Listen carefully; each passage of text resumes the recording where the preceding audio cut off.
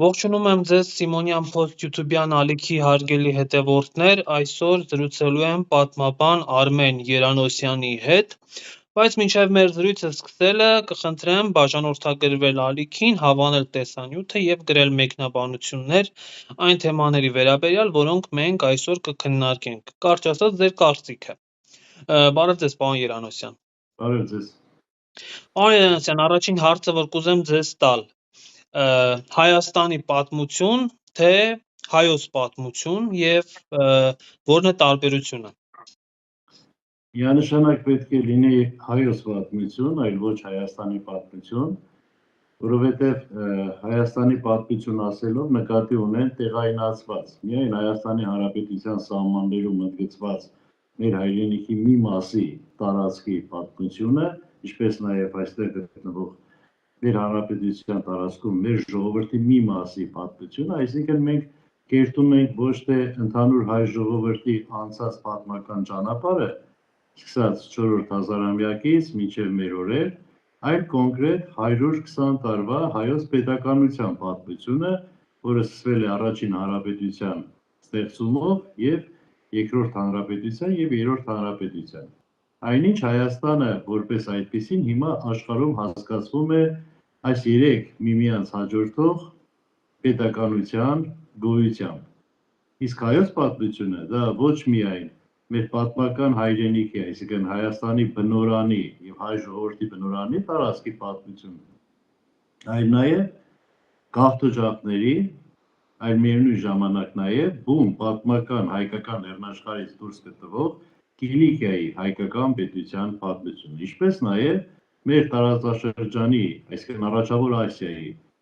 եւ Մերձավոր Արևելքում տարբեր պատմական ժամանակաշրջաններում գոյություն ունեցավ հայկական իշխանությունների, պետական կազմավորումների, որոնք լուրջ պետական միավորումներ են եղել եւ արտահայտել են մեր ժողովրդի տվյալ տարածաշրջանում եւ մշակութային, եւ ռազմական, եւ բնականաբար ժողովրդագրական ու ազգագրական ամբողջ համույթը։ Պարոն Երանոսյան, հիմնավորումը, որ պետք է լինի Հայաստանի պատմություն, հետեւյալն է, որ ներողություն, որ մենք այդպես հեռանում ենք պետությունից, երբ որ ասում ենք հայոց պատմություն եւ տպավորություն ենք ստեղծում, որ Հայաստանը պետականություն չունի։ Գիտեք, պետականությունը դա ազգի ձևավորման բարձրագույն աստիճանն է։ Դրանից բարձր պետություն ձևավորելուց բարձր ազգը չի կարող բարձրանալ։ Իսկ հայոց պատմության մեջ ընդգրկված են մեր ժողովրդի, կրկնում եմ, ամբողջ 5000 տարվա պատմության եւ պետականության շրջանը, որը մենք եւ ունեցել ենք, եւ ինչ որ հանգամանքներից բնականաբար պատմության ընթացքում բոլոր ժողովուրդներն ինչ որտեղ կորցնում են պետականությունը եւ այնուհետեւ նաեւ վերագտնում են եւ կրկին պետականություն է ձևավորում։ Հայերը այն յուրահատուկ ազգն են աշխարհում, որոնք անընդհատ կորցնելով կրկին ստեղծել են պետություն եւ պետականություն։ Այսինքն այն շրջանը, որը մենք չենք ունեցել պետականություն, մեր մեջ գոյություն ունեցել պետականություն ստեղծելու եւ ձգտումը եւ հիմնական բազային այն դրույթները, որոնք որ տանում են ազգին դեպի պետականություն ստեղծելու եւ բնականաբար միակ ազգն է, որը տարածաշրջանում երևի թվով ամենակիչն է, բայց առաջին եւ անընդհատ հաջորդականությամբ պետություն ստեղծողն է։ Եվ հայոց պատմությունը հեռացնում է պետականությունից, դա ոչ միայն սխալ կարծիք է, այլ չափազանց վտանգավոր կարծիք է, որը մեր ժողովրդին կտանի իր արմատից, այսինքն պետականություն ստեղծելու ճանապարհով իր զարգացում ապահովող ժողովրդի արմատից։ Չէ՞ որ մենք առաջինը, որպես որ ձևավորվեցինք ազգ, դեռևս մեր խանձարուրում, առաջին բանը, որը տեղի ունեցավ, դա հանուն ազատության կռիվն էր, պայքարը, հայքի եւ բերի։ Դու կարծեմ համակարծիք, որ ցանկացած պետության հիմքը, ֆունդամենտը, դա տվյալ ազգի ազատության, ազատ ապրելու եւ ազատ գործելու հնարավորություն ստեղծելն է։ Հետևաբար մեր նախահայրը, որը տարավ մեզ դեպի ազատության եւ ազատ ապրելու իրավունքի, նաեւ մեր համար առաջին պետականության հիմք դնողն էր, ինչպես կարելի է հրաժարվել այդ բանից։ Պարոն Երանոսյան, երևի նկատել եք, որ Հայաստանի ղեկավարը քարոզարշավի շրջանակներում քարտեզի տեսքով բրոշներ է բաժանում քաղաքացիներին, կրծքանշաններ, եւ իր ողջ քարոզչությունը տանում է այն ուրեմն գաղափարի շրջանակներում, որ դա է մեր հայրենիքը։ Ձեր կարծիքով հայ ժողովրդի հայրենիքը արդյոք այդ 29740 կիլոմետր քառակուսին է։ Իհարկե 29743, ինչպես նա սխալմամբ նշում է այդ թիվը, որովհետև այդպես չի, նա այդ թիվը վերցրել է Հայաստանի Հանրապետության սովետական հանրագիտարանից։ Նախ մարդիկ պետք է հարցնեն, երբ է գրվել այդ հանրագիտարանը, ինչպիսի գաղափարական ազդեցության տակ է գրվել եւ ինչու հատկապես այդ թիվն է նշված հանրագիտարանում։ Սա առաջին։ Երկրորդը իհարկե այսօրվա մեր գոյություն ունեցող Հայաստանի Հանրապետությունը մեր հայրենիքն է, ինչպես նաև ամբողջ հայության հայրենիքն է, բայց պնդել այն թեզը, որ դա մշտապես է եղել մեր հայրենիքը, դա նշանակում է հրաժարվել մշտապես մինչ այս գոյություն ունեցավ հայ ժողովրդի բնական, կենսական այն հայրենիքից, որի վրա ձևավորվել է մեր ամբողջ ազգի մշակույթը, չէ՞ որ մեր մշակույթային այն ամբողջ ժառանգությունը, որ այսօր պահպանվում է Հայաստանի Հանրապետության տարածքում գտնվող պետական արխիվներում, թանգարաններում, մատենադարանում եւ այլտեղ, սրանք ծնվել են, ծագել են, ձևավորվել են եւ պատմական արժեք են դարձել հենց նույն պատմական Հայաստանի տարբեր նահանգներում եւ գավառներում։ Այն որ նա հավաքված է այսօր այստեղ, սա մեր ժողովրդի դժբախտ ճակատագիրն է։ Բայց այդ ճակատագիրը չպետք է խոչընդոտ հանդիսանա, որպեսզի մենք այսօր ասենք, որ այնինչ ունենք, սա ի վերուստ է։ Ի վերուստ միշտ եղել է պատմական 330,000 քառակուսի կիլոմետր տարածք զբաղեցնող այն բնորանը, որի վրա ձևավորվել է մեր ամբողջ մշակույթը, լեզուն, գրականությունը եւ պատմությունը։ Եթե մենք վերցնում ենք այսպես, մենք պետք է միանշանակ նշենք, որ այնինչ ես թվարկեցի, նույնիսկ հայրենիք գաղափարը, նույնիսկ մշակույթ կամ ռազմական կամ պետական պատմությունը ձևավորվել է լեզվի հիմքի վրա։ Իսկ որտեղ է ձևավորվել հայոց լեզուն։ Եթե չվերցնենք զուտ հայ լեզվաբաններին, ապա վերցնենք միջազգային լեզվագիտության մեջ շատ կարկառուն դեմքերի, ապա բոլորի մոտ էլ նշված է նույնիսկ խորհրդային պատմագիտության մեջ։ Հայոց լեզուն ձևավորվել է հայկական լեռնաշխարհում, այն կենսական տարածքում, որն ազդել է մեր լեզվի ձևավորման վրա։ Իսկ որտեղ ձևավորվում է լեզուն, այդ տարածքը դառնում է այդ լեզվի հայրենիքը, որտեղ դրանք անմիջապես կապված են միմյանց հետ։ Առանց կենսական տարածքի լեզու չի ձևավորվում, կենսական տարածքի կորստով կորչում է նաև լեզուն, որտեղ լեզվի արմատը գտնվում է այնտեղ։ Հիմա պարոն Երանոսյան, երբ որ մենք մեր այս քարտեզից դուրս ինչ որ տարածքներ համարում ենք մեր հայրենիքը, արդյոք սա լեգիտիմ հիմք է այլ պետությունների համար մեզ ցեղասպանելու կամ մեր դեմ պատերազմելու։ Ոչ, իհարկե, ոչ մի պետության համար դա չի կարող հանդիսանալ հիմք Հայաստանին մեղադրել տարածքային պահանջների մեջ եւ Հայաստանի նկատմամբ համապատասխան գործողություններ ձեռնարկել, ելնելով այն բանից, որ մենք տարածքային պահանջներ ենք ներկայացնում։ Դա իհարկե այդպես չի, որովհետեւ այն ինչ մենք համարում ենք հայրենիք, մենք համարում ենք ոչ թե այսօր եւ ձգտում ենք դեպի տարածքային պահանջատիրության, այլ դա հայրենիք է եղել մեզ համար այն օրվանից, եւ դեռ այն պետությունները, որոնք այսօր տիրում են մեր հայրենիքի որոշակի մասերի, դեռ չէին ձևավորվել։ Սա քաղաքական քարտեզ է։ Աշխարհի քաղաքական քարտեզը անընդհատ փոփոխվում է։ Ժողովուրդների հայրենիքները շատ դժվար են փոփոխվում։ Այդպիսի փոփոխություններ մենք տեսել ենք դեռևս 12-րդ դարում ժողովուրդների մեծ շարժի ժամանակ կամ 5-րդ դարում, երբ հոնական ցեղերի հետ ժողովուրդները շարժվեցին արևելքից դեպի արևմուտք, սա մշտապես եղել է, բայց եթե ես ասում եմ, որ Ջավախքը իմ հայրենիքն է, այնտեղ եղել են իմ պատմական արմատները կամ եղել է Վանը, Մուշը, Արցախը, Նախիջևանը, Դրանք իրականում մեր հայրենիքն են, բայց ելնելով աշխարհաքաղաքական իրավիճակից, համաշխարհային պատերազմներից, տեղային այլ պատերազմներից, այդ տարածքները վերաձևել եւ վերաբաժանվել են։ Եթե այսօր գտնվում է մեկ պետության վերահսկողության տակ, դա նշանակում է գտնվում է այդ պետության վերահսկողության տակ։ Ես ասում եմ, դա իմ հայրենիքն է։ Երբ որ մենք կհրապարակենք, որ մենք պատրաստվում ենք վերադարձնել մեզ պատմականորեն պատկանող տարածքները, հիմնվելով այդ թեզի վրա, նոր այդ պետությունները կարող են ասել, որ դուք ունեք տարածքային պահանջ մեզանից։ Բայց երբ ես ասում եմ, դա իմ հայրենիքն է, ես դեռ տարածքային պահանջ չեմ ներկայացնում, ես պատմական փաստ եմ հիմնում։ Ինչպես հիմա մենք ասում ենք, որ Պարսկահայքի խոր, սալմաստ գավառները, որոնք կազմում էին եւ ասպուրականի գավառները, Պարսկահայքի, մեր պատմական հայրենիքն է, մենք ունենք այնտեղ մշակութային հուշարձաններ, որոնք 3 չեն կառուցել, դրանք հազարամյակների հուշարձաններ են։ Միթե դրանում Պարսկաստանը կամ Իրանը կարող է մեզ ներկայացնել նոտա, թե դուք տարածքային պահանջ ունեք, որտեղ էր այդտեղ տարածքային պահանջը, որովհետև այնտեղ թաղված են դերևս մեր միջև տեղի ունեցած այդ վերաբաժանումը, մեր մշակութային գործիչները, զորահրամանատարները, մեր պատմության այլ պետականություն կերտող մարդիկ, օրինակ Խոյ քաղաքի կողքին գտնվում էր Վարդան Մամիկոնյանի դամբարանը, որը թաղվել է հայկական հողում։ Եթե ես գնում եմ այնտեղ եւ ասում եմ, այստեղ թաղվել է Վարդան Մամիկոնյանը Ավարայրի ճակատամարտից հետո, պարսիկները դա կարող են ընդունել, որ դուք տարածքային պահանջ եք ներկայացնում։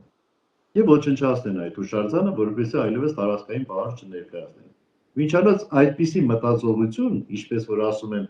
եթե մենք ասում ենք հայրենիք, ուրեմն տարածքային պահանջ եք ներկայացնում, դա միայն հարիր է թուրքերին, որոնք արևմտյան Հայաստանը սեփականացնելուց հետո, Ադրբեջանը սեփականացնելուց հետո Նախիջևանը եւ Արցախը սկսեց պատմական ամեն մի նյութական եւ նույնիսկ ոչ նյութական հուշարձանների ոչնչացումը, որովհետեւ այլևս ոչ ոք չասեր, այստեղ ունեմ այսինչ հուշարձան, ուրեմն դա իմ հայրենիքն է, ուրեմն ես պետք է հետ վերադարձեմ։ Այդ մտածողությունը յուրահատուկ է նրանց։ Բայց տեսեք նույն ձևի իրանցիներին դա յուրահատուկ չի։ Իրանցիները նույնիսկ պետական իրենց միջոցներով վերականգնեցին ամբողջ հայկական մշակույթը եւ Իսպահանում եւ Պարսկահայքում։ Պարոն Երանցյան, դուք Ջավախքի օրինակը բերեցիք, դա իմ կարծիքով շատ լավ օրինակ է, որովհետեւ մենք Վրաստանի հետ ունենք իրական խաղաղություն, այսինքն պատերազմի մեջ չենք եւ Ջավախքում մեծ մասը հենց հայեր են, չէ, բնակվում որպես համայնք։ Հիմա երբ որ ասում ենք արցախցիների վերադարձ Արցախ, երկրի ղեկավարն ասում է, որ դա կոնֆլիկտային խոսույթ է եւ երբ որ մենք վերադարձի հարց ենք բարձրացնում, դա կարող է հանգեցնել պատերազմի։ Հիմա ինչու Վրաստանի դեպքում դա պատերազմի չի հանգեցնում, բայց Ադրբեջանի դեպքում կարող է հանգեցնել պատերազմի։ Այ դուք Վրաստանի իմ օրինակը նորից շեշտեցիք, դա մի շատ հետաքրքիր բան կա։ Եթե աշխարհում ցանկացած մեկ ժողովուրդ, ցանկացած մեկ ազգ այսօր գոյություն ունեցող, նույնիսկ պետական միավորումներ, որոնք ձգտում են կայսերական իշխանության եւ այլ իշխանության, խաղաղ գոյակցության համար որպես ստանդարտ, որպես ձև, պետք է նայեն ինչպես են ապրել հայերը եւ վրացիները։ Այս երկու ժողովուրդները 5000 տարի է ապրում են կողք կողքի, բայց 5000 տարվա մեջ երբեք չեն պատերազմել միմյանց դեմ։ Եթե ինչ-որ խնդիր է եղել է, ապա ծայրագույն լուծումը միշտ եղել է համատեղ պետություն ստեղծելով։ Հայոց արքայական տներ, շատ արքայական տներ օրինակի համար, համարվել է շահնշահ հայոց եւ վրաց։ Նույնը վրացիների մոտ։ Օրինակ Թամարա Թագուհու ամբողջ տիտղոսակարգը, եթե դուք կարդաք, նա կոչվում է Թագուհի վրացիների, հայերի, լաների, կախերի եւ այլն։ Հասկանում եք։ Այսինքն մենք երբեք չենք պատերազմել այն բանի համար, ինչի համար մենք կարող ենք իրար հետ ապրել նույն հողի վրա։ Եվ ապրել ենք 5000 տարի։ Միմյանց հետ ընդհանուր պետություն ենք ստեղծել, հետո բաժանվել ենք, հետո միացել ենք, հետո էլ ենք բաժանել։ Բայց երկու ազգերը երբեք պատմության ոչ մի դարաշրջանում միմյանց նկատմամբ հաշվի հարդար տեսնելու ծրագրեր չեն կազմել։ որովհետև եթե մենք ապրում ենք կողք կողքի եւ որոշակի ժամանակներ այս կամ այն պետության տարածքում ենք հայտնվել, նրանք մեր, մենք նրանց, ապա դա երբեք չի խոչընդոտել երկու ազգերի լիակատար զարգացմանը տվյալ պետական միավորի հովանու ներքո։ Հիմա երբ մենք ասում ենք Արցախի հայ բնակչության վերադարձը Արցախ, մենք սա ոչ թե ներկայացնում ենք որպես հակամարտության նոր փուլ, այլ մենք ներկայացնում ենք նրանց պատմական կյանքի իրավունքի իրականացումը։ Իսկ կյանքի իրավունքը դա այսօրվա քաղաքակիրթ աշխարհում ոչ թե ընկալվում է ծնվեցիր, գրանցվեցիր, փաստացի կամ մշտական մի որևէ տեղում եւ մահացարդ է։ Կյանքի իրավունքը իր մեջ ներգրավում է նաեւ պատմական հիշողությունը, պատմական ժառանգությունը, հուղարկավորության եւ կյանքի այդ ծեսերի կապվածությունը, որտեղ մենք այնտեղ ունենք գերեզմաններ, որոնք որ սերնդեսերունդ են գալիս։ Միևնույն ժամանակ մշակութային ժառանգությունը։ Մենք այս ամենի միջոցով ենք իրականացնում մեր կյանքի իրավունքը։ Չի կարելի մարդու կյանքի իրավունքը չափել միայն հագուստ հագնելով եւ հաց ուտելով։ Այդ կյանքի իրավունքը նրա ամբողջ ազգագրական ժառանգության, ինչ որ այդ ժողովուրդը իր հետ բերել է անցյալից, այսօրվա ներկայում այդ ժառանգությունը դնել գործողության մեջ եւ ապրել այդ ժառանգությամբ, վայելել այդ ժառանգությունը, որովհետեւ նրա ազգագրական գիտակցությունը, կյանքի նկատմամբ նրա վերաբերմունքը, առօրյայի նկատմամբ նրա վերաբերմունքը, հասարակական տարբեր բնագավառների նրա նկատմամբ վերաբերմունքը գալիս է նրա ազգագրական ժառանգությունից, որ եկել է։ Հետևաբար Արցախի բնակչությունը, հայ բնակչությունը պետք է վերադառնա իր հայրենիք, որպեսզի ապրի իր 5000-ամյա ժառանգության մեջ։ Այդ 5000-ամյա ժառանգությունը նրա բնակարանն է, ինչպես իմ բնակարանը, նրա բնակարանը։ Եթե մենք վերցնում ենք սովորական առանձնատունը մեծ բնակարան, ապա մարդու հոգևոր կյանքի իրավունքի իրականացումը նրա ազգագրական տունն է, նրա բնակարանը դա է, որտեղ նա պետք է ապրի։ Դա ինչ կոնֆլիկտի բան կա այստեղ։ Եթե Ադրբեջանը պատրաստ է իրականացնելու այդ մարդկանց ազգային, պատմական, լեզվական յուրահատկությունը եւ այդ յուրահատկության մեջ ապրելու ու զարգանալու, կենսագործելու նրա իրավունքը, այստեղ կոնֆլիկտ լինել չի կարող։ Այստեղ ընդհանրապես հակամարտություն լինել չի կարող։ Եթե փողոցում քայլում է ադրբեջանական համազգեստով ոստիկանը, որը կարգ է պաշտպանում, եւ պաշտպանում է այդ կարգը հաշվի առնելով այս ազգի առանձնահատկությունը, նրա դրսևորումը եւ այլն, ապա դա չի կարող լինել կոնֆլիկտի պատճառ։ Հիշում եք կայսերական Ռուսաստանում, ցարական Ռուսաստանում, օրինակ Կովկասի լեռնաբնակներին, Անդրկովկասի լեռնաբնակներին թույլատրված էր զենք կրել իրենց հակուսների վրա, սա նրանց ազգային առանձնահատկություն է, կամ խորհրդային բանակում բոլորը պետք է սափրված լինեին, բայց կովկասիներին, լեռնաբնակներին, հայերին, Անդրկովկասի բնակիչներին թույլատրում են բեղեր ունենալ, որովհետև դա ազգային առանձնահատկություն էր։ Այսինքն նույնիսկ այն ամենախիստ կայսերական օրենքներ ունեցող երկրներում ազգային առանձնահատկությունը պահպանվում է, իսկ Ադրբեջանը մեզ առաջարկում է բացարձակապես հանեք այդ հագուստը ձեր վրայից ազգային առանձնահատկության եւ եկեք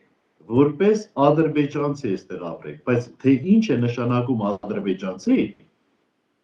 այլն չեն բացատրում։ Իսկ ադրբեջանցի նշանակում է մենակ մի բան, այսինքն առաջինը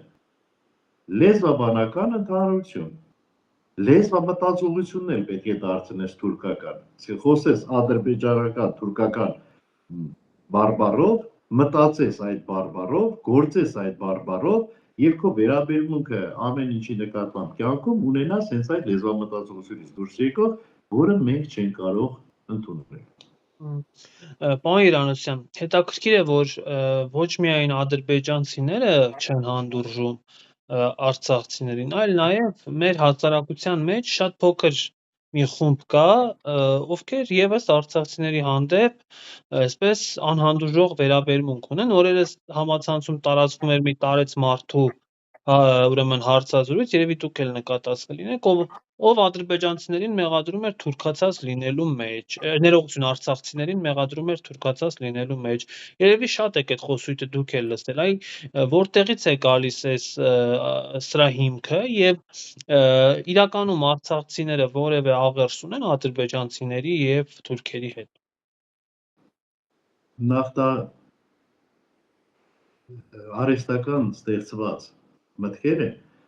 որոնք որ շատ հաջողված տեսքով տարածեցին մեր ժողովրդի մեջ հենց արցախյան պատերազմի տարիներից, առաջի պատերազմի տարիներից, եւ այսպես աստիճանաբար այն երկպառակության ծրագնդի նման սա պտտվելով ավելի մեծ չափեր ընդգրկեց։ Ինչից է գալիս այս ամենը, որ նրանց մեղադրում են թուրքացված լինելու մեջ կամ այսպես բաներ են խոսում։ Դուք ուշադիր նայեք Հայաստանի Հանրապետության տարածքին։ Դուք կարող եք Հայաստանի Հանրապետության տարածքում գտնել մի բնակավայր, որտեղ այսօր կարելի ասել, որ այս մարդիկ, կոնկրետ Հայաստանի Հանրապետության տարածքում, արդեն մոտ 10 սերունդից ավել է տեղաբնիկներ են։ Երբ չկան այդպիսի տարածքներ։ Այսինքն բոլորը տեղաշարժվել են, գաղթել են, ենթարկելով տարբեր աշխարհաքաղաքական եւ սոցիալական ազդեցությունների, հիմնականում պատերազմների շնորհիվ։ Այս ներգաղթի է, որը ավելի է հասունացավ Եղեռնի այս սարսափելի իրադարձությունից հետո մեր ամբողջ հանրապետության տարածքը վերածվել է գաղթականներով բնակեցված տարածաշրջանի։ Ապարանում ալաշկերտցիներ են ու մշեցիներ են, Սասուբանում, Թալինում եւ մինչեւ Ուջան ասում եք սասուցիները, Երևանը ամբողջովին Երևանի քարտեզին, որ դուք նայում եք, Երևանի քարտեզի վրա գրեթե Երևանը հիմա գոյություն չունի։ Արեշցիները ստեղծել են Արեշը, արաբկիրցիները ստեղծեցին Արաբը, սեբաստացիները, մանաթացիները, բութանացիները, դուք պատկերացրեք զեյթունցիները, այս ամեն ինչը հավաքված արևմտյան Հայաստանից ներգաղթյալների կողմից կառուցված է։ Այսինքն եթե Հայաստանն ամբողջովին ներգաղթյալ ժողովուրդ է այսօր իրենից ներկայացնում, որովհետև Աստծո կամքով այս մի փոքր հողը մեզ մնաց այնտեղից, որտեղից մեր ժողովրդին կոտորեցին, քշեցին եւ այս ամենի հետևանքով մենք հավաքվեցին իրեն։ Վերջին մասը, որ գաղթականներ չէին, դրանք Արցախի հայ մեր ազգաբնակչությունը, որը նրանց էլ դարձրեցին գաղթական։ Այսինքն լցրել ենք մեր երկիրը գաղթականներով տարբեր տեղերից։ Եվ հիմա ամենասարսափելին այն է, որ գաղթական մի հատվածը, որը 5 սերունդ առաջ էր եկել, մեղադրում է գաղթական այս մի հատվածին, որը նոր է եկել։ Եվ եթե այս տենդենսը չկանգնեցվի, մենք այսպես հաջորդաբար միմյանց մեղադրելով է դու գաղթական ես, դու փախար, դու չմնացիր, դու ասա, սրանք փոխադրական մեղադրանքներ են, որոնք կտանեն կործանման, եւ արդեն տանում են կործանման։ Գիտեք, շատ դժվար է, երբ մի տեղից դու գալիս ես մեկ այլ տեղ ապրելու համար, միտեղ, որ դու ապրել ես 5000 տարի անշարժ, եկել ես այստեղ եւ բնականաբար տեղի գոյություն ունեցող քաղաքակրթական եւ ազգային վարք ու բարքը հակամարտության մեջ է մտնում այնտեղ կարծրացածի հետ եւ չի փորձում դնել։ Տեսեք, երբ որ սասունցիները եկան, նրանք գրեթե մի քանի տարի ապրում էին Նախվանում, Էջմիածնում եւ նրա շրջակայքում։ Միայն 21 թվականին կարողացան սասունցիներին համոզել, որ բնակվեն Արագած լեռան այդ լանջեր։ Ինել լքված գյուղեր էին։ Որտեղ մնացած գյուղերում երբ համատեղ բնակչություններ չէին տեղավորվում, այսինքն չէին տեղավորվում ոչ թե տարածքի վրա, այլ հոգեբանական, այսպես ասած, գավառական մշակույթի տարբերություններ կար։ Մեկ գավառը Հայաստանի մյուս գավառի հետ մշտապես միշտ ունեցել է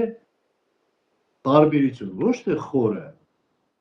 այլ առերևույթ տարբերություն, բարբառային տարբերություն ենք ունեցել։ Հրաչ Աճարյանի կարդացեք, մենք 290 բարբառ ունենք։ Ռվիք չել ավել։ Ամեն մեկ գավառ իր բարբառն է։ Ամեն մի բարբառ ստեղծում էր իր լեզվամտածողությանը հարիր հակ ու կապի, նույնիսկ ճաշերի, այսինքն խոհանոցի։ Միթե դուք չեք տեսնում, երբ գնում եք միտեղ, ասում են Գյումրիի ճաշատեսակներից սա։ Կամ գնում եք Գորիս, ասում են սրա ճաշատեսակից։ Կամ գնում եք Արարատի կամ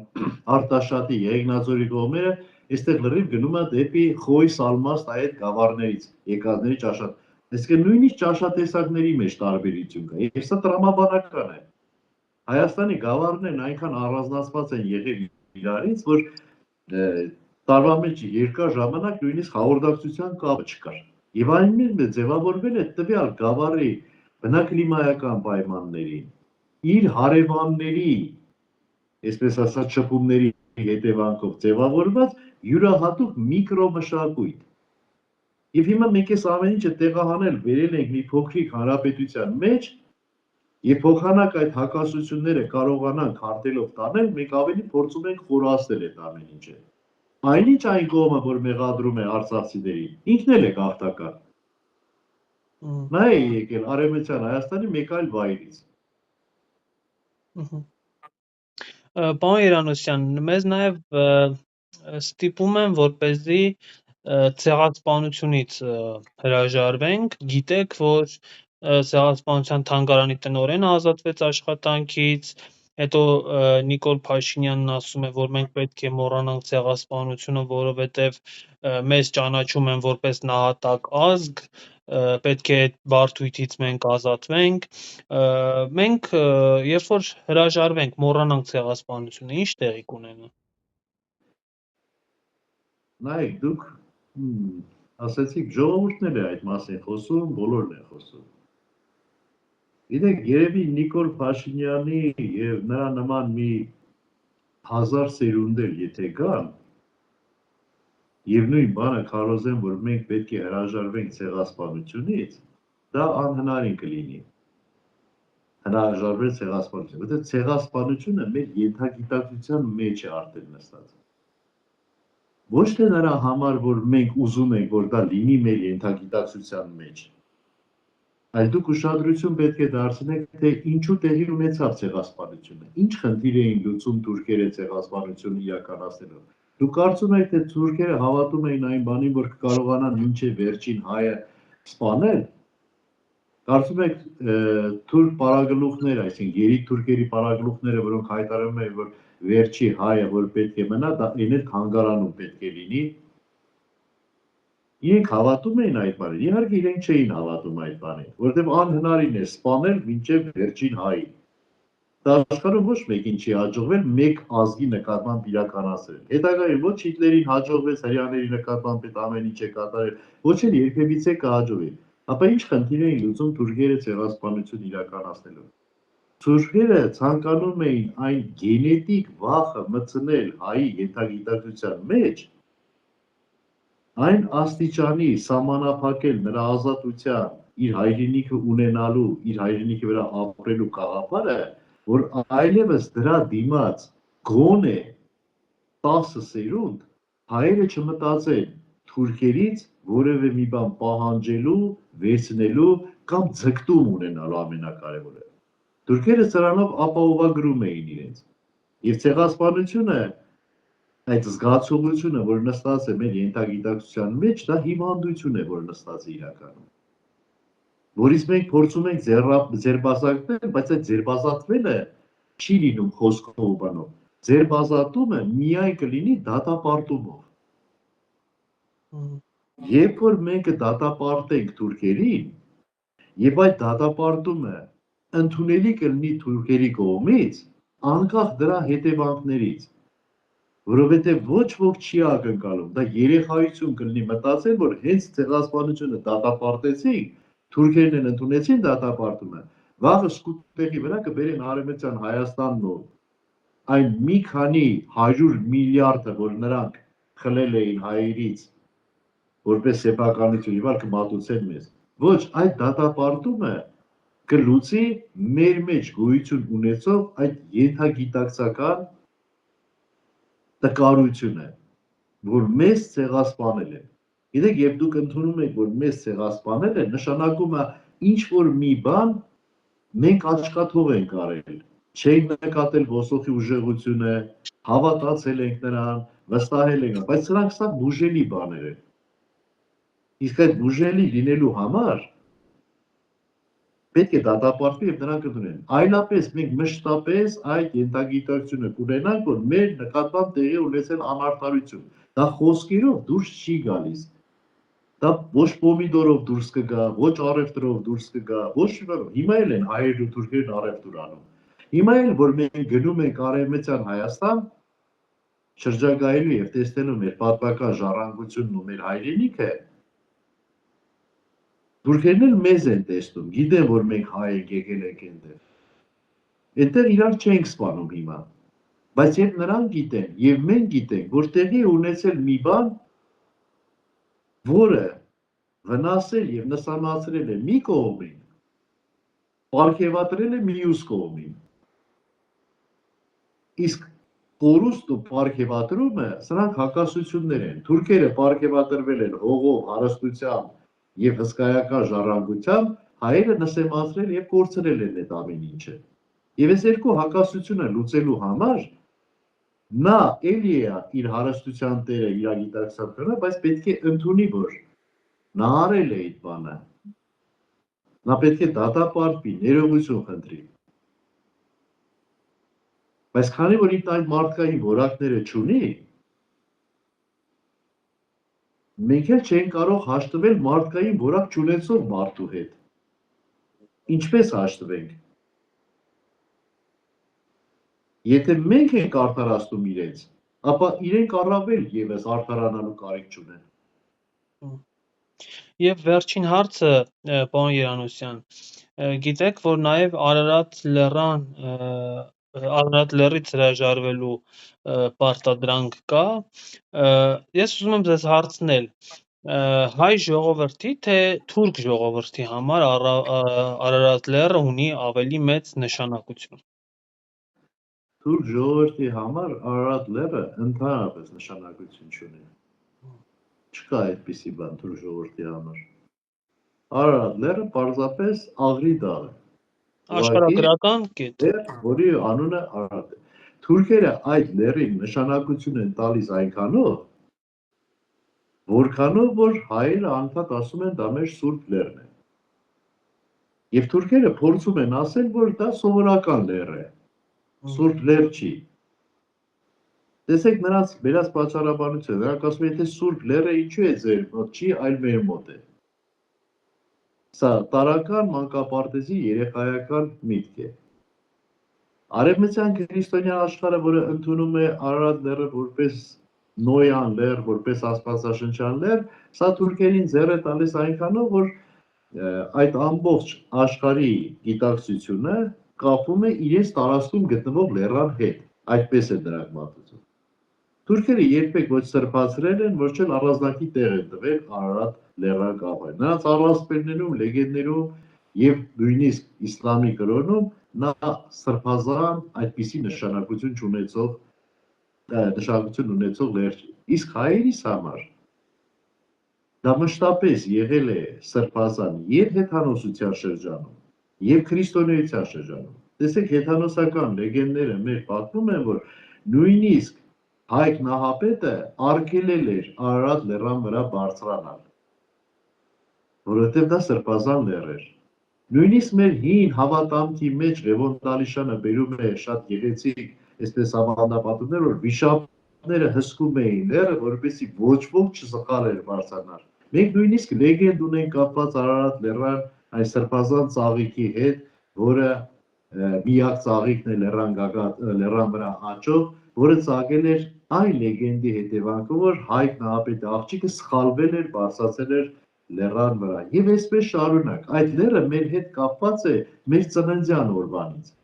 Ոչ թե նրանով, որ Նոյան տապանն եկավ կանգնեց, այլ մինչև Նոյան տապանը Աստվածաշնչի մեջ, որը գրվեց Քրիստոսից առաջ 3-րդ դարում, դրանից առաջ, այսինքն հայտնի էր եւ շումերական եւ բաբելական լեգենդներում, հայերը Արարատ լեռը իրենց ծննդյան օրվանից, այսինքն 2500 տարի Քրիստոսից առաջ այդ օրվանից կապեցին իրենց հետ։ Սրբազան լեռը եւ նրա շրջակայքում ապրել է։ Մեր ամբողջ երկրի գաղափարախոսությունը միջնադարում եւ անտիկ շրջանում, մեր ամբողջ ազգագրությունը կենտրոնաձիգ է։ Այսինքն սահմաններից դեպի կենտրոն։ Իսկ այդ կենտրոնում գտնվում է Արարատ լեռը, գալիս էին դեպի այդ լեռ։ Այդ կենտրոնացի գաղափարը, որը սրբազան լեռան տեսքով արտահայտվեց եւ մինչեւ այսօր մնաց,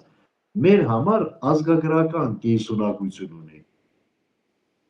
Հիշեք Քազım Կարապետյանի խոսքերը, երբ որ գծվում էր 21 թվականին Չարաբաստիկ Կարսի պայմանագիրը եւ մեր սահմանները, մենք երկու շատ չփչացնեմ եթերը վատ բարերով այդ մարդկանց նկատմամբ հասկանաս Մռավյանի եւ Պողոս Մակիցյանի, երբ որ թողեցին լեռը Արարատը եւ անի մայրաքաղաքը թուրքերին, դա այդքան մեծ տարածքներ չէին, թուրքերը այդպես մեծ բանով չէին տրամադրված, որ դրանք վերադառնան, այնուամենայնիվ Քազım Կարապետյանը, երբ որ ռուսներից Գեգեշկորին խնդրում էր, որպես այդ լեռները մնան, լեռն ու անի մայրաքաղաքային, նա այսպեսի մի խոսքեր ասում, Սերոջ ասում է, դա պետք է մնա Թուրքիայի կազմում։ Մենք գիտենք թուրքերս, որ անին եւ Մասիսը, Արարատը, հայերի սրբություններն են։ Նրանք պետք է մնան մեր իրապետության տակ, որ ամեն անգամ հայերը նայելուց ցավ ու տառապան կապրեն։ Իրականում այն ժամանակ Արարատի շուրջը ոչ ոք չէր ապրում։ Անին էլ ինչպես հիմա ավերակ էր։ Ընդամենը այդ երկու փոքրիկ կտորն են պահանջում, որ մեզ մնան, որին այդպես էլ նախախնդիր չեղան ոչ Պողոս Մակիցյանը, ոչ էլ հասկանաս Մռավյանը։ Իսկ թուրքերը շատ ճիշտ բնութագրեցին, թե ինչու պետք է մնա իրանց կազմում, որը երբեք պատմության մեջ իրենց տիրապետության տակ չի եղել։ Միայն 21 թվականից հետո եղավ նրանց տիրապետության տակ, որ հայերը միշտ մխկտան ու ցավ ապրեն իրենց սրբություններին նայելով։ Հիմա որի համար է սրբություն Արարատ լեռը եւ ազգային արժեք։ Թուրքերի, որ 21 թվին ասում էին, որ իրենց սրբությունն է եւ պետք է ցավ ապրեն։ Թե թուրքերի։ Նրանց համար դա լեռ է, դա պարզապես հողատարածք է, ժայռազանգված։ Այսպես ամեն։ Շատ շնորհակալ եմ ձեզ, պարոն Երանոսյան, այս հետաքրքիր եւ անչափ օգտակար եւ կարեւոր զրույցի համար։ Հետևենք նաեւ այս գաղափարական դաշտում ծավալվող եւ զարգացող իրադարձություններին, կարծում եմ մենք դեռ զրուցելու շատ առիթներ կունենանք։ Շնորհակալություն, հանդիպենք։